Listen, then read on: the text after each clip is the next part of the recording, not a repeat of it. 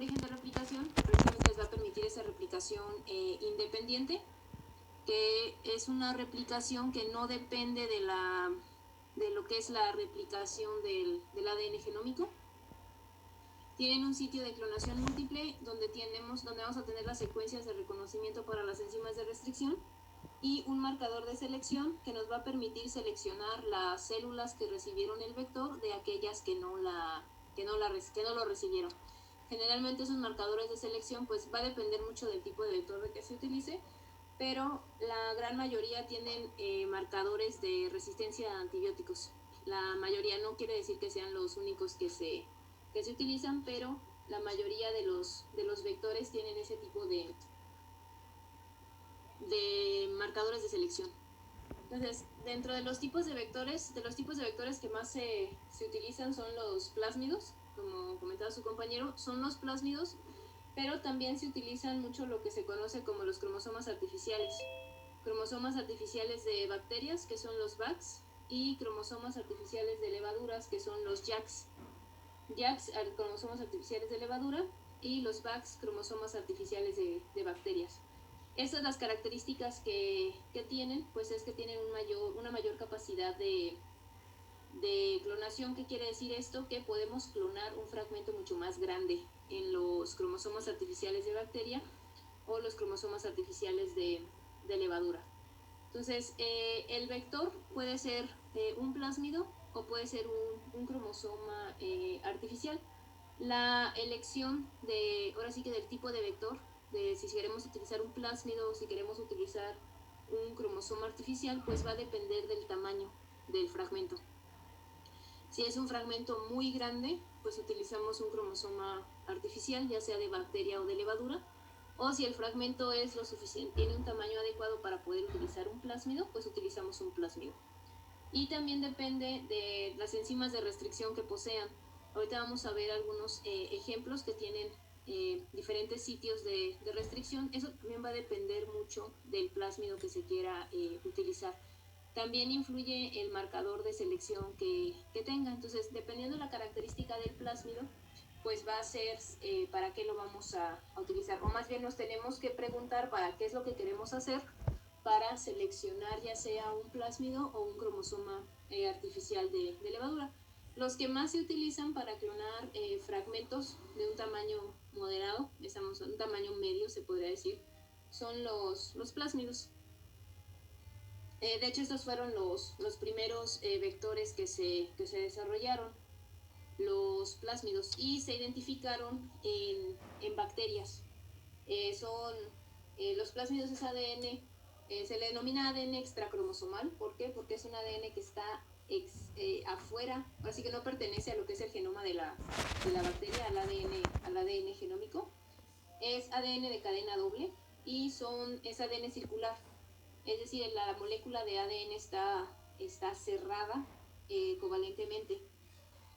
Estos plásmidos se identificaron en bacterias. De hecho, las bacterias utilizan los plásmidos precisamente para adaptarse al medio. Utilizan los plásmidos, por ejemplo, para volverse resistentes a antibióticos. Precisamente utilizan los plásmidos, y las bacterias ahora sí que se los pueden transmitir de manera horizontal. Una célula puede transmitir un plásmido a otra célula, por eso las bacterias se vuelven resistentes a antibióticos, porque existe esa comunicación vía los plásmidos.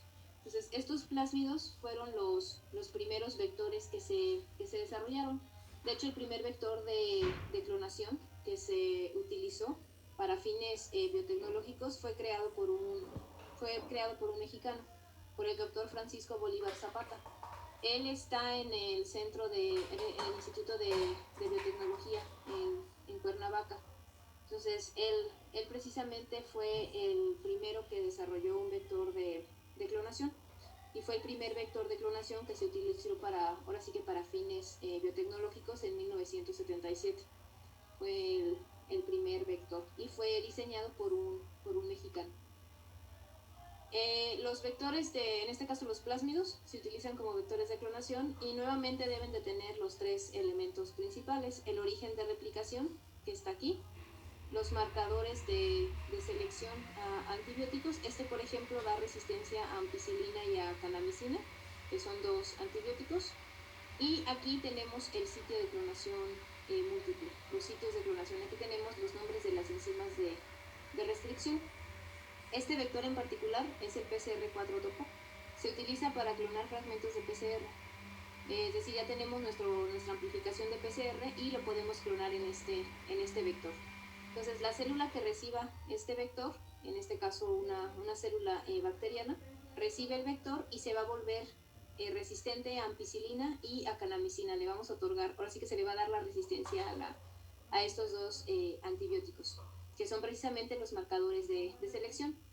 Generalmente así se muestran los diagramas de los vectores, en este caso de los plásmidos, así te muestran el diagrama, te indican qué componentes tiene el vector, dónde se va a insertar el fragmento de interés, dónde lo puedes insertar, y también te indican los sitios de corte para las enzimas de restricción. Por ejemplo, aquí tenemos el sitio para EcoR1 y para EcoR1.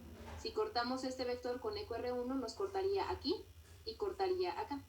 Entonces, de esta forma podemos nosotros separar nuestro fragmento. Aquí el gen es el fragmento de interés se clonaría en esta región. Y aquí tenemos el origen de replicación, el marcador de selección y el sitio de clonación múltiple. Este vector de acá es para mamíferos, para células de mamíferos. Este es un vector de expresión, es tanto de clonación como de expresión. Este es de clonación, este es de expresión.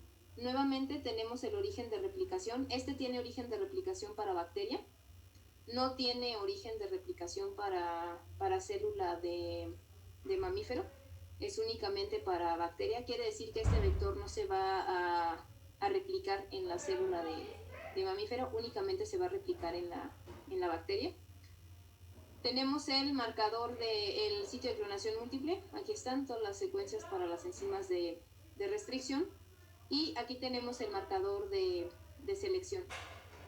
Este vector en particular da resistencia a un compuesto que se llama ciosina. Este compuesto no es un antibiótico porque no solamente destruye, ahora sí que no solamente afecta a las bacterias, sino también a las levaduras, a hongos y a las células de mamífero. Entonces es un compuesto que tiene efecto, ahora sí que tiene un amplio espectro de acción. Entonces por eso tiene marcador de selección. Aparte tiene otro marcador de selección, es el GFP, es la proteína verde fluorescente, no sé si la hayan escuchado. Esta proteína, la característica que tiene es que cuando se expresa, florece en verde.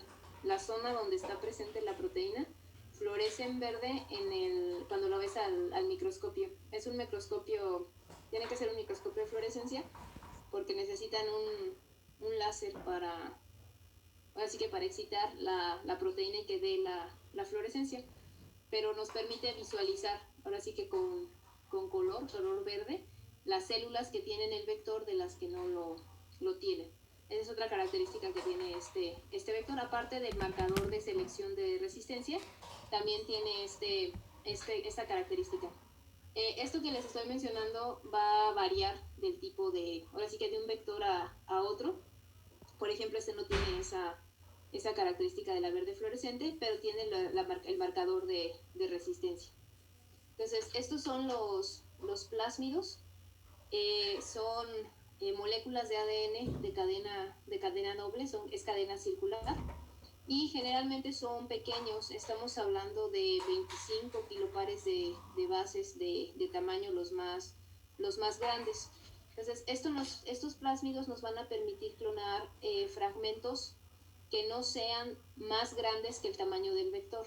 Por ejemplo, este vector es de 4.2 kilobasos. Este es el límite del tamaño del fragmento que yo puedo clonar. Si clono un fragmento más grande, el plásmido se vuelve inestable. Entonces puede abrirse, puede romperse la molécula y se vuelve inestable. Entonces el tamaño del vector nos va a dar la capacidad de clonación. Pues generalmente, si se requieren clonar fragmentos muy grandes, se opta por utilizar los cromosomas artificiales. Aquí es el mapa de de un cromosoma artificial. Este nos permite clonar fragmentos más grandes e igual va a depender mucho del tipo de vector, ahora sí que de las características del cromosoma que se tengan. El ADN genómico de las bacterias pues es igual, es ADN circular de doble cadena. El cromosoma de la bacteria como tal no son cromosomas lineales como en nuestro caso, que nuestros cromosomas son lineales. Los cromosomas bacterianos son circulares, es ADN circular de cadena doble. Se asemeja mucho si se fijan a un plásmido, nada más que es un plásmido mucho más grande. A diferencia de los plásmidos, los cromosomas artificiales tienen secuencias que le permiten que sean segregados a la siguiente célula. Es decir, cuando se divide la célula, estos cromosomas se transmiten ahora sí que a la siguiente célula. Estos son los genes par B, par A principalmente. Son los genes responsables precisamente para que se dé esa segregación y la replicación del cromosoma. Es como si fuera el cromosoma de la bacteria como tal. Entonces, precisamente estos genes permiten a la célula que el cromosoma se segregue a las células hijas y no se pierda durante el proceso de división celular, porque puede correr el riesgo, si no tiene estas secuencias, que se pierda y ahora sí que no se pase a las siguientes células. Esa es la diferencia con respecto a los plásmidos. ¿Sí? Entonces, ¿quiere decir que los plásmidos no pasan a la siguiente generación de células? Por ejemplo, a la célula hija. Sí los pasan, pero necesitas tener la característica que para que se mantenga el plásmido, lo que tienes que hacer es mantener la presión selectiva en la célula. La célula puede llegar a perder los plásmidos si no los utiliza para nada. O sea, si la bacteria no ocupa los genes que están ahí en el plásmido, los va a desechar. Entonces, en la siguiente generación, el plásmido ya no se segrega.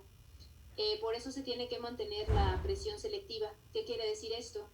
El plásmido, regresando, tiene los genes de resistencia a antibióticos. Entonces tú lo que tienes que hacer es mantener a la bacteria, a la célula, en este caso a la célula bacteriana, creciendo en el medio con antibióticos. Eso le va a dar a la célula la presión para mantener el plásmido. De lo contrario lo va a perder. Si tú colocas a la célula, en este caso a la bacteria, la pones en un medio sin antibióticos y tiene un vector que le da resistencia a antibióticos, ahora sí que va a decir, ¿para qué lo quiero si no lo necesito? En el medio no hay antibióticos, no lo necesito, entonces lo descarto. Entonces por eso... No entiendo muy bien eso de resistencia a antibióticos, como que es la característica del vector. No entiendo. Sí, el vector le va a dar la resistencia al antibiótico a la bacteria. Estos genes, por ejemplo, la ampicilina, el de resistencia a ampicilina, codifica para una enzima que degrada precisamente a la ampicilina y evita que afecte a la bacteria. La ampicilina, por ejemplo, este gen de aquí es un gen que codifica para una enzima que se denomina beta-lactamasa.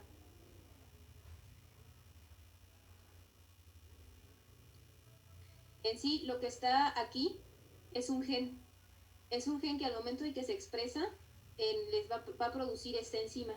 La beta-lactamasa, ya una vez que se transcriba y se traduzca, nos va a producir la beta-lactamasa. Esta enzima lo que hace es degradar a la ampicilina y a la penicilina. Actúa tanto contra la ampicilina como la penicilina. Entonces, ¿qué va a suceder? Que si tú le pones en un medio de cultivo, si tú tienes tu placa donde pones a crecer ahora sí que tu bacteria, le pones ampicilina, le vas a poner ampicilina al medio. Entonces la célula que no tenga el vector, es decir, las células que no tengan este vector, no van a ser capaces de crecer porque la ampicilina las va a matar. La ampicilina va a afectar a la célula y la va a destruir. Entonces, la célula que recibió el vector tiene este gen la célula va a producir la beta-lactamasa y va a degradar la ampicilina que está en el medio. Entonces, la ampicilina no le va a hacer nada. Ahora sí que no le va a afectar a la célula y la bacteria va a poder crecer. Estos genes de aquí, estos que están aquí, los marcadores de selección, se expresan, los expresa la célula, los transcribe y los traduce para obtener el producto. En este caso, por ejemplo, es la beta-lactamasa, esta enzima. Esta, por ejemplo, la canamicina, este gen codifica para una enzima fosforilasa que inactiva a la canamicina. Entonces, así les da la resistencia, les otorga la resistencia a la célula. Entonces, la célula es capaz de metabolizar el antibiótico. Entonces, no le va a hacer nada. Lo va a degradar antes de que actúe sobre la célula. Entonces, la célula va a ser capaz de crecer en un medio con ampicilina. Tú le suministras el antibiótico y a la célula no le va a hacer nada. Si es ampicilina o penicilina o canamicina, por ejemplo. Ya si le administras otro antibiótico, pues sí le va a afectar porque solamente tiene resistencia a estos dos. Entonces, estos genes le brindan resistencia a la célula. Entonces, si tú creces a la célula, en este caso a la bacteria, en un medio con ampicilina y tiene el vector de clonación, pues la célula lo va a mantener. ¿Por qué? Porque si lo pierde, se muere. Si lo pierde, el antibiótico la va a matar. Entonces, esa es la presión que tiene la célula para mantener el vector. Si tú remueves el antibiótico del medio, la célula ya no lo necesita, porque no hay ampicilina, no hay canamicina en el medio, no necesito el vector, es un gasto energético innecesario estar expresando estos genes, y por lo tanto la célula ahora sí que pierde el vector. En la siguiente vez que se divida la célula, pues no va a pasar el vector porque no lo necesita. Entonces, en el caso de los cromosomas artificiales no sucede esto porque tienen las secuencias para que se segreguen. Eso sí se van a segregar, exista o no la presión selectiva. Se van a quedar en la célula. No sé si quedó más claro. Sí, quedó más claro. Muchas gracias. Le iba a preguntar, ¿me podría repetir así rápido las características de los vectores? Por ejemplo, me mencionaba que tienen marcadores selectivos. Estos son que la finalidad de ellos pues son, una vez ya transcritos y traducidos, se expresan y pues le ayudan al vector. Son los marcadores de selección. ¿Qué otra parte tiene? Disculpe. El origen de replicación y el sitio de clonación múltiple. ¿Y el origen de replicación y clonación múltiple para qué sirven, doctora? El origen de replicación es para que el plásmido se replique, para que se copie en este caso el vector en sí, cualquiera, el vector se copie, se replique, se generen múltiples copias del vector. De lo contrario, si tú nada más introduces una copia, esa es la que se va a quedar. Entonces, lo que te interesa es que se replique para que tengas múltiples copias. Entonces, lo que se hace, se adiciona un origen de replicación para que se copie, para que se replique. Entonces, origen de replicación, los marcadores de selección y ¿qué más? Y el sitio de clonación múltiple. ¿Y ahí cuál era? El sitio de clonación múltiple está aquí. En este vector en particular está aquí, en esta región. Aquí están las enzimas. Aquí están los nombres de las enzimas de restricción. En este de acá nada más te muestran el sitio como tal donde está ubicado. Y aquí te están indicando hasta la secuencia de corte, donde cortan las enzimas. Doctora. Doctora, ¿el origen de replicación es lo mismo que la replicación independiente? No, el origen de replicación le da precisamente esa habilidad al vector de replicarse de forma independiente. La replicación independiente es una característica que tienen los vectores y el origen de replicación es un elemento que tiene que tener el vector de clonación. Y precisamente permite, pero sí que el origen de replicación permite que se dé esa replicación independiente. Porque de lo contrario, el vector únicamente se replicaría o se copiaría a sí mismo cada que la célula se divida. Entonces no conviene, porque tendrías muy poquitas copias. Entonces se podría decir que el origen de replicación no es una característica, sino es más bien como un elemento. Es un elemento del vector, que es ahora sí que necesario que esté. Y ese elemento le da la característica de una replicación independiente. Ajá, exactamente. Gracias. ¿Alguna otra pregunta?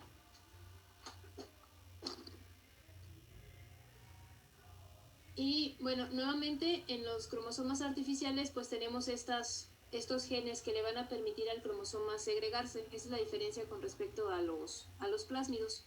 Igual tenemos los sitios de clonación, aquí nos tienen indicados los sitios de clonación múltiple.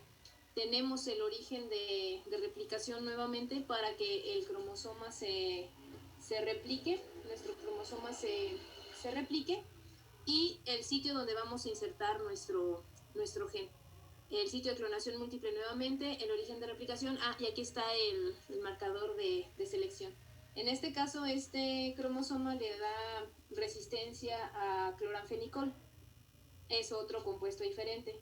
Y como les comento, depende del tipo de plásmido, del tipo de vector, va a ser el marcador de selección que se tenga. No es así como que exista nada más un único marcador de selección, sino va a depender del vector en particular. Aquí, por ejemplo, es cloranfenicol, en el anterior era ampicilina canamicina y en el otro era ciosina, entonces va a depender del tipo de vector. Y estos cromosomas pues nos permiten clonar fragmentos mucho más grandes. La característica que tienen es que como son más grandes los vectores, van a tener un bajo número de copias. ¿Qué quiere decir esto? Que no vamos a tener muchas copias de estos cromosomas por célula. Aproximadamente es de 1 a 2 copias. Entonces solamente vamos a tener de 1 a 2 copias de estos cromosomas porque son muy grandes. Tienen bajo número de copias. A comparación de los otros que son vectores que podemos tener un mayor número de copias. Podemos tener más de 10, por ejemplo, de 10 vectores por célula. Entonces tenemos un alto número de copias. En el caso de los cromosomas artificiales de levadura, estos la levadura ya es un organismo eucariota, entonces el cromosoma en sí ya es un cromosoma lineal, donde se le tiene que adicionar al vector las regiones teloméricas, los telómeros, que son los extremos de los cromosomas, y el centrómero. Entonces, se fijan, este vector de clonación ya tiene el centrómero y los telómeros porque es un cromosoma artificial. Entonces necesita esos elementos para que sea reconocido por la célula y que se pueda segregar de forma correcta a la siguiente generación. Al igual que los cromosomas artificiales de bacterias, pues estos son de bajo número de copias. Vamos a tener 1 o 2 como máximo presentes en la célula, y pues requieren la presencia de los telómeros y de los centrómeros para que el vector sea estable y sea reconocido por la célula. Aquí tenemos marcadores de selección y nuevamente el origen de replicación. Origen de replicación y marcadores de selección. Para nosotros poder seleccionar la célula que tenga el cromosoma artificial. Aquí, como es un cromosoma artificial de levadura, pues este cromosoma, ¿en qué tipo de célula creen que se deba de insertar o se deba de introducir? ¿Células eucariotas? En una célula eucariota, en una levadura. En una bacteria no, porque no lo va a reconocer. Entonces, antes de continuar, voy a reiniciar la sesión porque ya queda cerca de 1 minuto. Entonces, reinicien la sesión y nos volvemos a conectar, por favor.